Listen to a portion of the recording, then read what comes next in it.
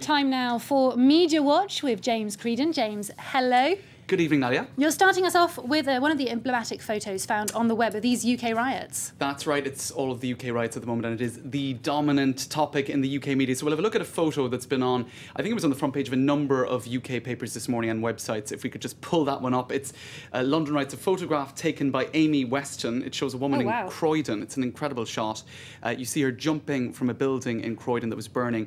This in a southern suburb of London, leaping into the arms of one of the security services or a fireman below. So it's an incredible photo. It sort of captures the chaos really that has gripped London. And if we go online, I suppose the big topic of conversation is how social media such as Twitter and mobile phones such as Blackberries are being used to organise the rioters, to get them together, to meet at such and such a tube station.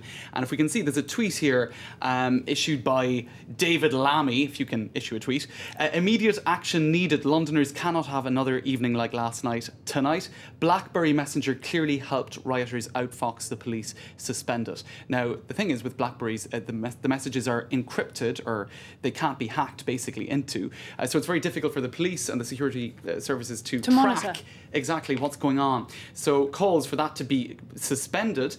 Now, I suppose the other big thing with social media is they're not just being used to organise rioters, they're being used by looters to gloat about basically what they've robbed. And you can see a photo here of this guy. Stash. Right, of all the, I suppose, CDs and DVDs that he's managed to get. Even, I with think his that's photo weight-building material there. You see, I think it's protein shakes that he's robbed. And his own photos, that was pretty stupid because it's going to be pretty easy to find him now. And so they're being put up online. Also, lots of photos being put up on TwitPic of people pillaging checking the stores. size of those jeans before taking them away. Checking the size of his jeans. He seems to be pretty relaxed about everything. And this guy, it looks like there's a bystander just kind of calmly looking on, looking quite preppy, but actually it's a mannequin, which probably makes more sense. Oh, that makes more sense, it does. Than some guy calmly just standing there.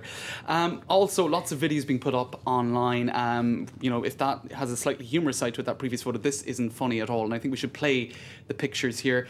This is a kid who got mugged, basically, by somebody. You can see him with his nose bleeding, and I think we should, if we could play those photos, they're quite strong, and I might even play some of them here now, exactly.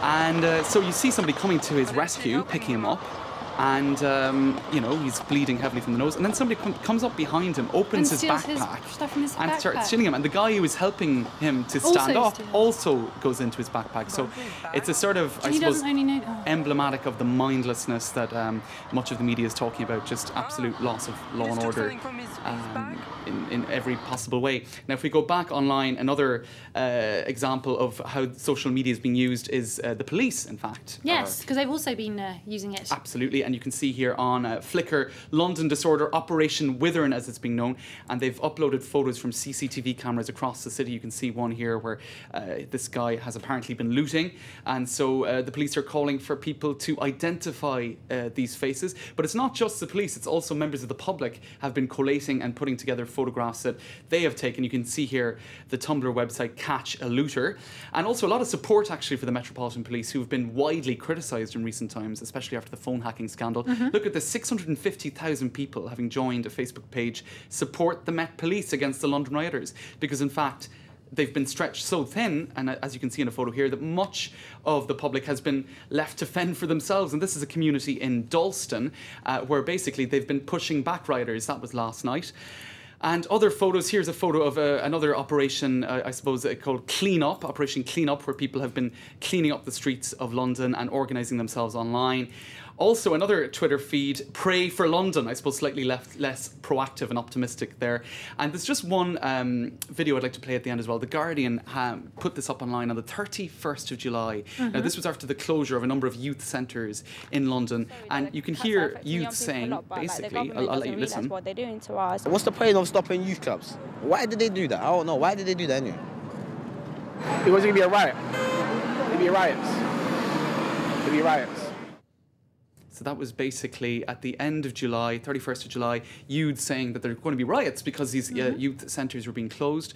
And, well, we can't, I suppose, simplify and say that that's the only cause, but certainly one of the factors in a pretty multi-layered picture there, but possibly one of the reasons why people went out. So the signs were there perhaps already. Exactly. James Creedon, thank you very much for that. That was Media Watch.